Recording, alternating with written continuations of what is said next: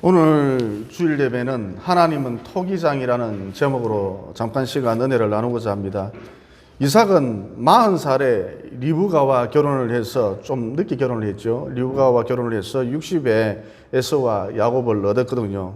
그러니까 결혼 후에 무려 20년 만에 자식을 본 것이죠. 여러분이 잘 아시다시피 이삭의 아내 리브가는 임신을 하지 못했습니다. 그래서 아들을 달라고, 리브가를 통해서, 와이프를 통해서 아들을 달라고 이삭이 늘 기도를 했다는 것이죠. 그래서 21절에 보면 이런 말씀이 나옵니다. 이삭이 그의 아내가 임신하지 못함으로 그를 위하여 여호와께 간구하며 여호와께서 그의 간구를 들으셨으므로 그의 아내 리브가가 임신하였더라. 성경에 보면 이삭은 기도하는 사람이었습니다. 그래서 창세기 24장 63절에 보면 이삭이 저물 때에 들에 나가 묵상했다, 기도했다 그러셨습니다.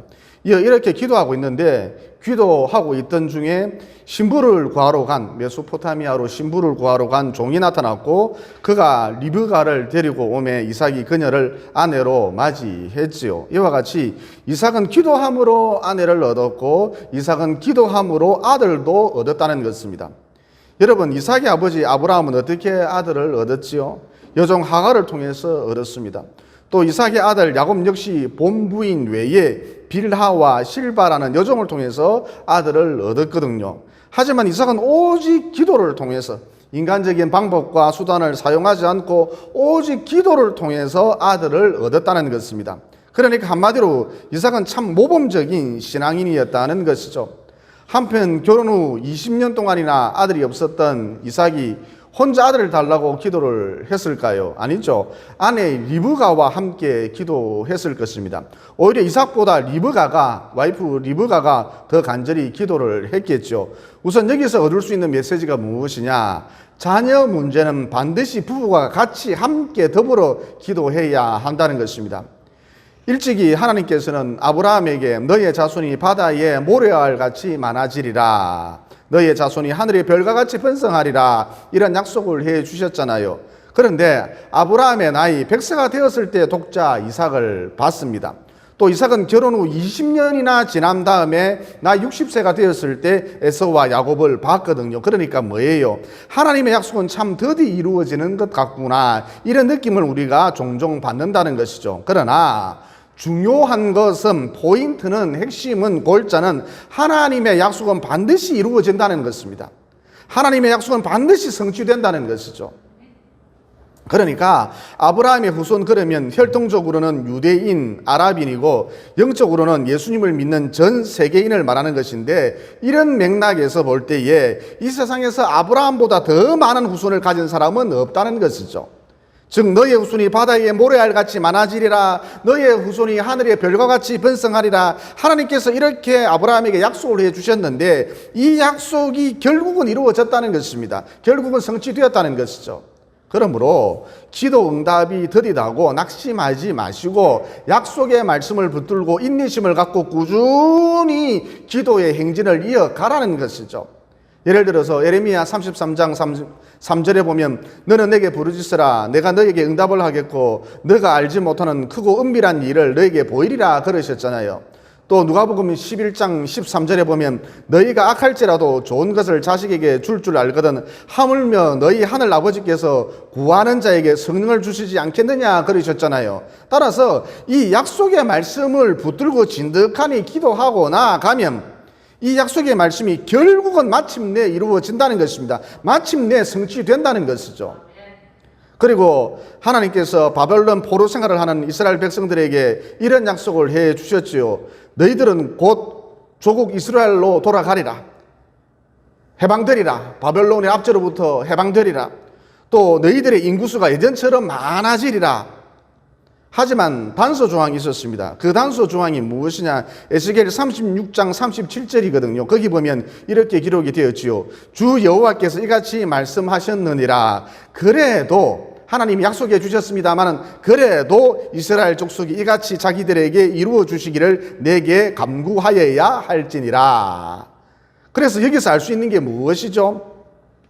하나님께서 약속해 주셨으니까 언젠가는 이루어지겠지. 하나님께서 약속해 주셨으니까 저절로 이루어지겠지. 하나님께서 약속을 해 주셨으니까 우연찮게 이루어지겠지. 이게 아니라는 것이죠. 약속을 붙들고 진득하니 기도하라는 것입니다. 즉 약속을 붙들고 진득하니 기도하면서 나아갈 때에 그 약속이 마침내 이루어진다는 것이죠. 결국 성취된다는 것입니다. 이렇게 얘기를 하면은 아이고 목사님 새벽에 출근을 해서 저녁 늦게 퇴근을 합니다. 10시, 11시, 12시에 퇴근을 합니다. 여유를 가지고 기도할 시간이 없어요. 여러분 이런 분들은 조금 일찍 일어나셔서 출근 전에 잠깐 기도하시고 또 퇴근해서 기도하시면서 주무셔도 됩니다. 기도하시면서 주무셔도 됩니다. TV보다 주무시지 마시고 기도하시면서 주무셔도 됩니다. 또 설거지 할 때나 방 청소를 할 때에 마음속으로 기도하셔도 되고요. 그러니까 일부러 시간을 내어서 특별한 장소에서 기도하는 것도 좋습니다만은 여의치가 않으면은 이렇게라도 기도하시라는 것이죠. 그러면 마침내 하나님의 약속이 이루어진다는 것입니다. 본문에도 보면 야곱이 기도한 결과 20년간 줄기차게 기도한 결과 야곱이 태어났고 이어 이 야곱의 아들들이 이스라엘의 12지파가 되지 않았습니까? 그러니까 기도한 결과 그냥 별 볼 일 없는 의미 없는 아들이 태어난 것이 아니라 참으로 의미가 있고 영광스럽고 자랑스러운 아들이 태어났다는 것이죠.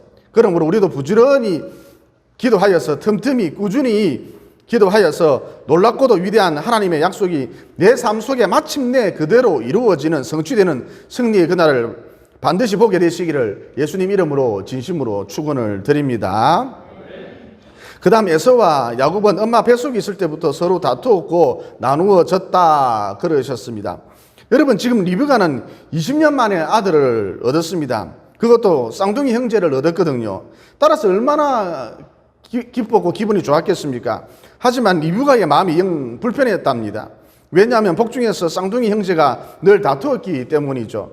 그래서 리브가는 어째서 이런 일이 일어났습니까? 하나님 내가 어떻게 해야 할까요? 하나님께 여쭤보았던 것입니다. 그래서 하나님께서 응답하시기를 두 국민이 너의 태중에 있구나. 너의 복중에서부터 두 민족이 나누어지리라. 이 족속이 저 족속보다 강하겠고 큰 자가 작은 자를 섬기리라.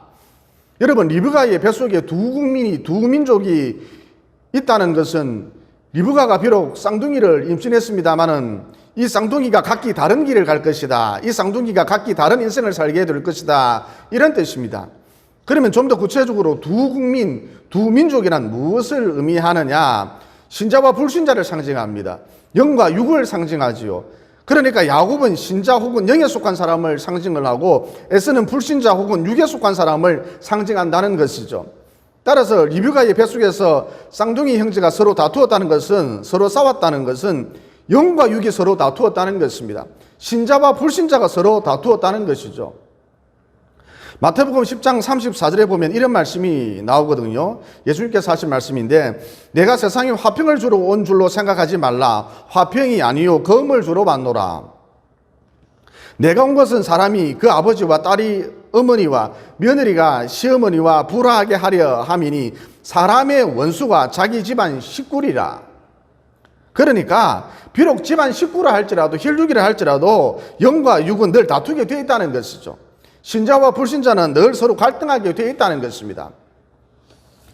예를 들어서 고린도전서 10장 20절에 무릇 이방인이 제사하는 것은 귀신에게 하는 것이요 하나님께 제사하는 것이 아니니 나는 너희가 귀신과 교제하는 자가 되기를 원하지 아니하노라 그러셨잖아요. 그런데 당장 예수님을 안 믿는 집안 식구들은 육신에 속한 사람들은 불신자들은 제사를 지내려 하거든요. 오늘은 시아버지 기일이다 시어머니 기일이다 그러면서 제사를 지내려 하거든요. 하지만 나는 이제 영에 속한 사람이 되었다 말입니다. 신자이자 교회 집사라는 것이죠. 그럼 이제 어떻게 되는 것입니까? 육의 사람 에서와 영의 사람 야곱이 서로 다투었던 것처럼 불신자인 에서와 신자인 야곱이 서로 다투었던 것처럼 비록 집안 식구라 할지라도 나와 갈등하게 돼 있다, 다투게 돼 있다는 것입니다. 심지어 집안 식구들이 힘을 합쳐서 나를 핍박할 수도 있다는 것이죠. 또 요한복음 14장 6절에 보면 예수님께서 이렇게 말씀을 하셨거든요. 내가 곧 길이요 진리요 생명이니 나로 말미암지 않고는 아버지께로 올 자가 없느니라. 즉 구원받을 수 없느니라. 따라서 이제 어떻게 되는 거죠? 다른 종교를 가진 사람들과 곧 하나님을 믿지 않는 불신자들과 육의 사람들과 싸우게 돼 있다. 서로 갈등 관계가 형성된다는 것입니다. 또 공산주의자들이 제일 싫어하는 것이 무엇일까요? 자본주의일까요? 아닙니다. 북한 정권도, 저 잔혹하기 이를 데 없는 북한 정권도 장마당이라고 해서 자본주의 요소를 받아들이고 있거든요. 그러면 공산주의자들이 제일 싫어하는 것이 무엇이냐? 바로 영의 사람, 예수님을 믿는 성도들이라는 것이죠.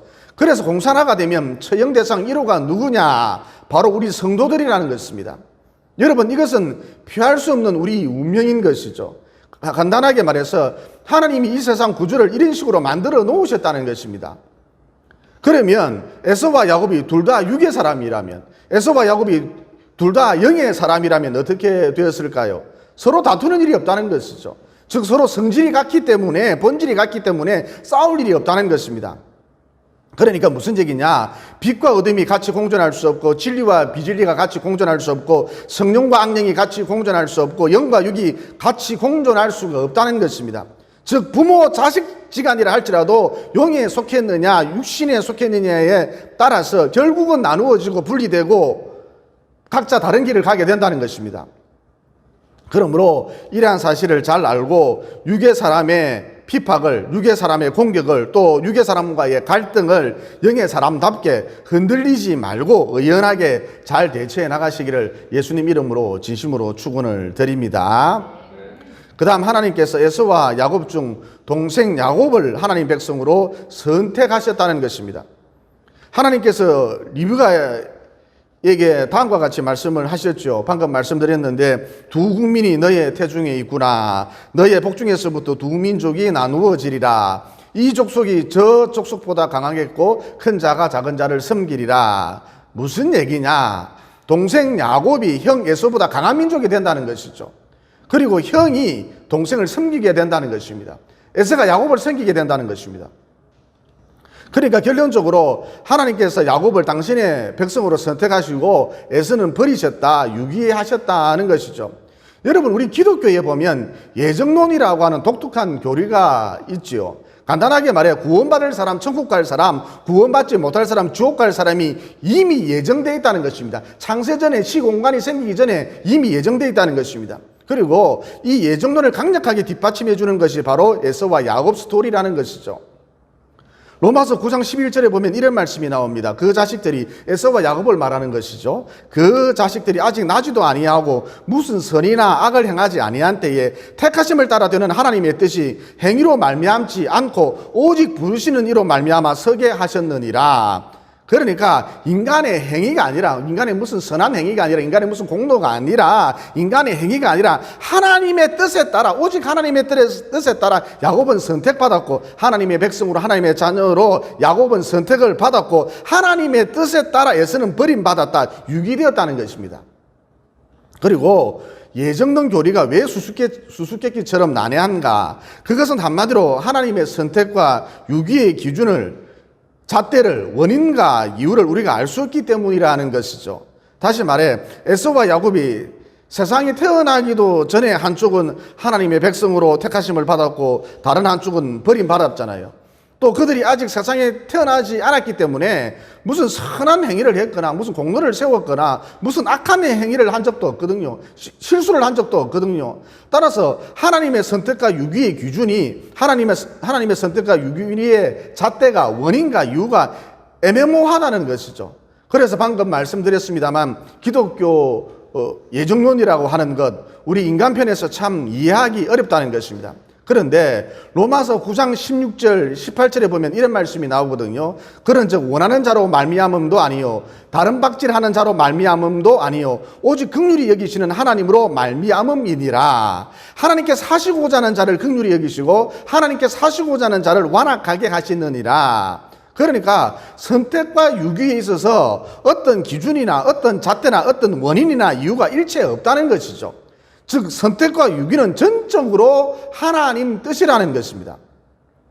그러면 하나님의 선택과 유기는 불공평한 것인가? 결단코 그렇지 않습니다. 로마서 9장 20절로 21절에 보면 이런 말씀이 나오거든요. 이 사람아, 당신이 누구이기에, 도대체 당신이 누구이기에 감히 하나님께 반문하느냐? 지음을 받은 물건이 지은 자에게 어찌 나를 이같이 만들었느냐 말하겠느냐? 토기장이가 진흙 한 덩어리로 하나는 귀 쓸 그릇을, 하나는 천이 쓸 그릇을 만들 권한이 없더냐.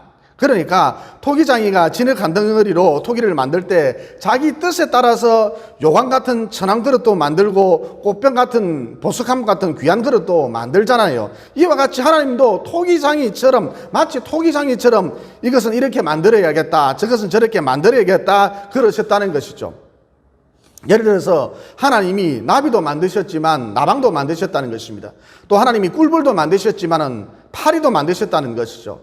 또 하나님이 풍뎅이도 만드셨지만 바퀴벌레도 만드셨다는 것입니다. 또 하나님이 잠자리도 만드셨습니다만 모기도 만드셨다는 것이죠. 또 하나님이 초식동물도 만드셨지만 육식동물도 만드셨다는 것입니다. 또 하나님이 모세도 만드셨지만 바로도, 애굽의 바로도 만드셨다는 것이죠. 또 하나님이 다윗도 만드셨지만 골리앗도 만드셨다는 것입니다. 또 하나님이 천국도 만드셨지만 지옥도 만드셨다는 것이죠. 또 이것은 귀한 그릇으로, 곧 하나님이 영광을 받으실 그릇으로, 또 저것은 천한 그릇으로, 곧 하나님의 진노를 나타내는 그릇으로 만드셨다는 것입니다. 그러니까 하나님이 마치 토기장이처럼 자기 뜻대로 당신의 뜻대로 모든 것을 창조하셨다는 것이죠. 그리고 자기 뜻대로 에서는 버리시고 야곱은 선택하시고, 또 자기 뜻대로 모세는 선택하시고 바로는 버리시고, 또 자기 뜻대로 다윗은 선택하시고 골리앗은 버리시고, 또 자기 뜻대로 이스라엘은 선택하시고 가나안 족속은 버리셨다는 것입니다. 그래서 결론, 방금 전 말씀드렸다시피 선택과 유기는, 하나님의 선택과 유기는 어떤 특별한 기준이 있는 게 아니고, 어떤 특별한 잣대가 있는 것이 아니고, 어떤 특별한 원인이나 이유가 있는 것이 아니고 오직 하나님의 뜻이라는 것입니다. 여러분, 우리가 하나님의 뜻을 어떻게 다 이해를 할 수가 있겠습니까? 인간이 하나님의 뜻을 다 이해하려면 지적인 능력이 하나님보다 더 높아야 하겠죠. 하지만 이런 일은 있을 수가 없겠지요. 왜냐? 하나님은 창조주이시고 우리는 피조물이니까. 그러면 우리는 어떤 자세를 취해야 하는가? 우리가 취해야 할 마땅한 자세는 어떤 자세인가? 그 어떠한 경우에라도 하나님의 뜻은 선하다. 그 어떠한 경우에라도 하나님의 뜻은 의롭다는 사실을 믿음으로 우리 편에서 받아들여야 한다는 것입니다. 우리가 마땅히 취해야 할 자세라는 것이죠. 이런 맥락에서 저와 여러분은 야곱처럼 하나님의 자녀로, 하나님의 백성으로 예정되어 있었기 때문에 하나님의 자녀로, 하나님의 백성으로 선택받았거든요. 그러므로 나같이 부족한 자를 예정해 주시고 선택해 주신 하나님께 항상 감사 찬양을 드려야 마땅한 것이지, 영원토록 감사 찬양을 드려야 하는 것이 마땅한 것이지, 저 사람은 왜 선택해 주시지 않았느냐 하면서 원망과 불평해서는 안 된다는 것입니다. 그리고 하나님께 선택받은 백성이라 해서 외모가 출중하고 외모가 아름답고 처음부터 천사로 태어나는 게 아니라는 것입니다. 여러분, 야곱은 에서보다 훨씬 교활하고 야비한 인간이었죠. 성품이 좋지를 못했습니다. 야곱은 아버지도 속이고 형도 속였죠. 즉 야곱은 목적 달성을 위해서는 수단 방법을 가리지 않는 속물 인간이었다는 것입니다. 그러나 이 교활한 야곱이, 이 야비한 야곱이 하나님의 백성으로 선택함을 받고 이스라엘의 12지파 조상이 되었거든요. 그러니까 우리의 지적인 능력으로는 누가 하나님의 백성으로 선택받았는지, 유기되었는지, 버림받았는지 알 수 없다는 것입니다. 따라서 성도는 그저 복음만 열심히 전하면 된다는 것이죠. 이어 선택된 사람은 때가 되면 반드시 하나님 앞으로 나오게 되어 있다는 것입니다. 예를 들어서 이런 경우가 있었습니다. 어느 교회에서 십자가 조명탑을 새 것으로 교체를 했는데, 좀 더 밝은 것으로 교체를 했는데, 그 십자가 불빛 때문에 못 살겠다, 눈이 부시다 그러면서 동네 사람들이 난리가 난 거예요. 구청에 민원을 제기하고 난리가 난 거예요. 그 십자가 불빛 밝아봐야 얼마나 밝겠습니까? 그런데 난리가 난 거예요. 또 밝으면 커튼 치면 되죠. 그런데도 구청에다 민원을 넣고 난리가 난 거예요. 그런데 그중 한 분은 그 십자가 불빛이 자기 집 거실 바닥을 비추니까, 은은하게 거실 바닥을 비추니까 이상하게도 마음이 두려워지더라. 교회 가야겠다 이런 생각이 들더라. 그래서 주일날 자기 발로 그 교회를 찾아가서 예배를 드렸답니다. 지금 이번 그 교회 장로님이 되셨습니다. 그리고 제가 전도한 분 중에 이런 분이 있었습니다. 그야말로 대충 전도를 했거든요. 어떤 식으로 전도를 했느냐? 안 믿어지는 걸 어떻게 믿겠냐 친구야. 예수님이 안 믿어지는 걸, 하나님이 안 믿어주는 걸 어떻게 믿겠느냐 친구야. 내가 다 이해한다. 네 처음으로 이해한다. 안 믿어주는 걸 뭐 어떻게 억지로 믿겠냐. 안 믿어주는 걸 어떻게 하겠느냐. 난 다 이해한다 그랬답니다. 이건 뭐 전도가 아니죠. 교회 안 나와도 된다는 소리나 마찬가지입니다. 그런데 이 친구가 이 말을 듣고, 제가 전해준 이 말을 듣고 밤새도록 나는 왜 안 믿어질까? 나는 왜 안 믿어질까? 나는 왜 안 믿어질까? 저 친구는 믿어지는데, 저 친구는 믿어지는데 나는 왜 안 믿어질까? 나는 왜 안 믿어질까? 이렇게 밤새도록 고민을 하면서 하나님, 나도 믿어지도록 해주십시오. 이렇게 생전 처음으로 기도를 했답니다. 이어 중간 생략하고 지금 이 친구는 교회 장립 집사가 되어 있습니다. 이처럼 선택된 사람은 조폭이든 칠성파든 21세기 파든 장녀든 대통령이든 회사원이든 뭐 파출부든 선택된 사람은 때가 되면 반드시 하나님 앞으로 나오게 되어 있다는 것이죠. 그래서 우리는 복음을 그저 전해주기만 하면 된다는 것입니다. 그러므로 하나님이 나를 창세전부터 하나님의 자녀로 하나님의 백성으로 예정해 주시고 선택해 주셨다는 것에 대해서 늘 감사하시고, 이어 짧디 짧은 이생의 삶을 살 동안 죽도록 충성하시다가 하나님이 만들어 놓으신 영원이라는 세계 속으로 들어가셔서 곧 기이한 빛으로 둘러싸인 신비의 세계로 들어가셔서 우리 아버지 되신 하나님과 영원히 함께 하시기를 예수님 이름으로 진심으로 축원을 드립니다. 기도드리겠습니다.